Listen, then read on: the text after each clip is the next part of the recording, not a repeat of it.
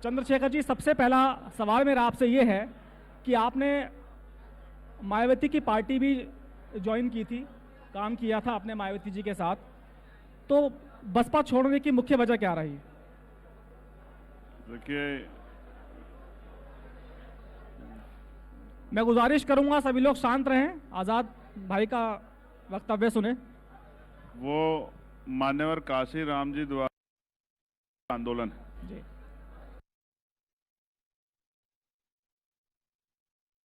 प्रयास था 2000 कि वो ही आंदोलन आगे बढ़े। जब हम बाबा साहब को और अपने नेता काशी राम जी को याद करते हैं, आपने अपनी आखिरी पार्टी आरपीआई बनाई थी जी। लेकिन आरपीआई में उनको उस तरह से संघर्ष करने का मौका नहीं मिला, क्योंकि जो उस समय जो आरपीआई के लेफ्टिनेंट थे, आरपीआई के जो लीडर थे, उन्होंने काशीराम साहब को नकार दिया।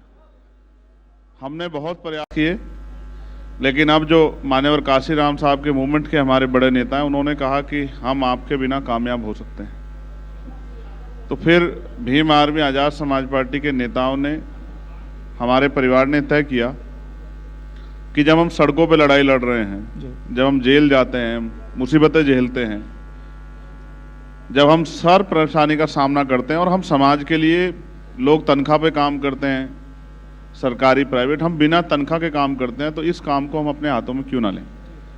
क्योंकि इसके पीछे भी बाबा साहब अम्बेडकर की लाइन थी कि राजनीति में हिस्सेदारी ना करने का सबसे बड़ा दंड ये होगा कि योग्य लोग आपके ऊपर शासन करेंगे। आज प्रदेश और देश को आप देखोगे तो आपको लगेगा कि अगर योग्य लोग शासन कर रहे,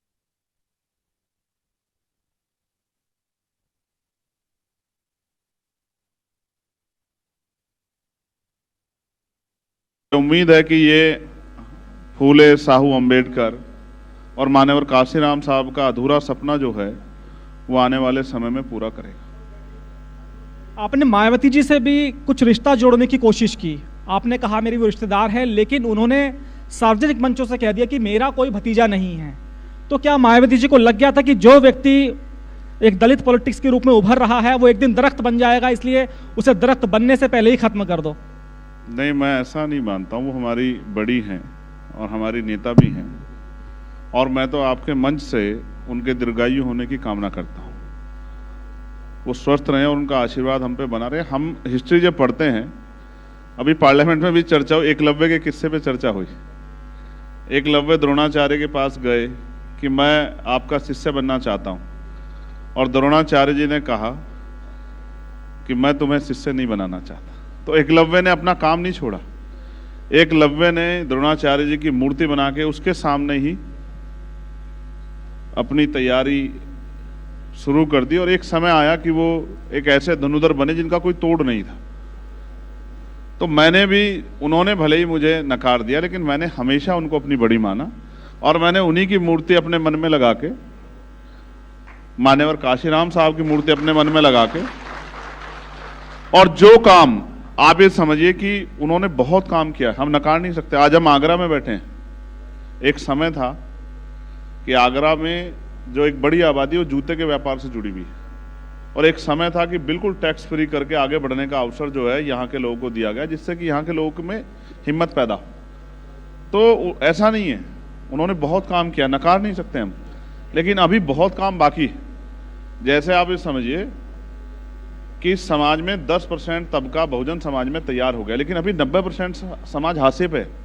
और मेरी और मेरे जैसे लाखों लोगों की जिम्मेदारी है कि वो अपना तन मन धन, अपना शरीर और अपना जीवन बलिदान करके अपने महापुरुष सीख लेके इस आंदोलन को कामयाब करें कि ये देश समता मूलक समाज बने, ये देश समता, समानता, बंधुत्व, भाईचारे का देश बने, ये देश सम्राट अशोक और बुद्ध के सपनों का देश बने। वो तभी संभव है जब बहुत सारे लोग ईमानदारी से काम करें, और मैं कोशिश कर रहा हूं। और मैं धन्यवाद दूंगा आगरा के अपने साथियों का और उत्तर प्रदेश और पूरे देश के साथियों का, जिनकी वजह से मैं तो एक छोटा सा सिपाही। जैसे आपके यहाँ भी जो कैमरे का काम कर रहे हैं वो दिखते थोड़ा ही है, लेकिन उनका भी योगदान है।